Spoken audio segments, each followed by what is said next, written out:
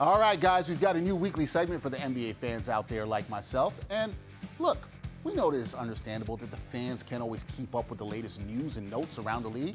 So here's what we're going to do.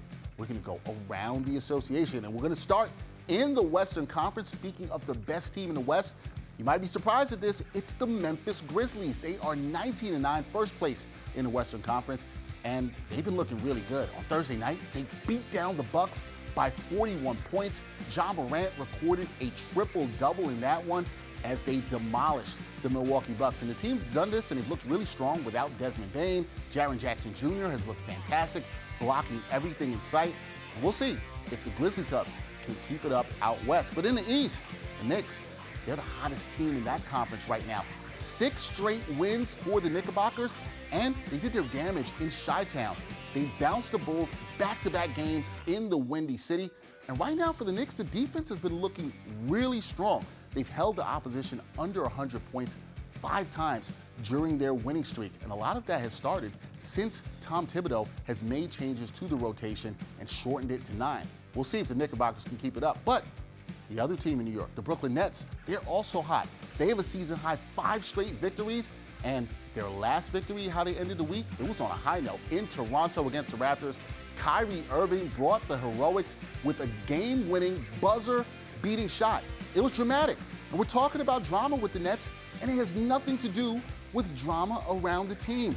This is a first for the team that fans have to be excited about. We are not talking about off-the-court drama. We're talking about what the team is doing on the court right now. They're 18-12, 4th in the Eastern Conference. So things are trending up for the Brooklyn Nets. Now, let's go back out west for a second. The Golden State Warriors, they got some good news or some bad news. And it really depends on how you look at it surrounding their best player, Stephen Curry.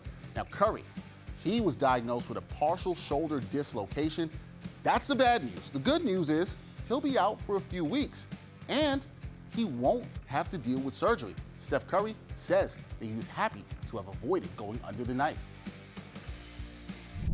Yeah, I mean, from what I know about shoulder injuries and situations like that, anytime you can avoid anything surgery or anything like that, that's great news. And then trust the process on, no pun intended, where we are. Trying to figure out how to get pain-free quickly and then get the strength back and then work your way back into it appropriately. I see you, Steph. I like to trust the process while you're in Philly. That was a good play right there. I really like that. Now, regarding the Curry news, Golden State fans, they have to be thrilled about the Dubs, but that fact that he won't be out. But what they're not thrilled about is that the Dubs haven't played up to championship level that their fans have expected. They closed the week 11th in the conference, 14-16 overall, guys. Not what we expect from the Warriors. As I said, currently 11th in the West. So right now, that means they wouldn't even make the play-in tournament. And look, it's not Steph Curry's fault. He's keeping them afloat this season, averaging 29.6 points, 6.8 assists, and 6.6 boards per game, while shooting 43.2% from downtown. Now the question is, can they stay afloat without him? We shall see.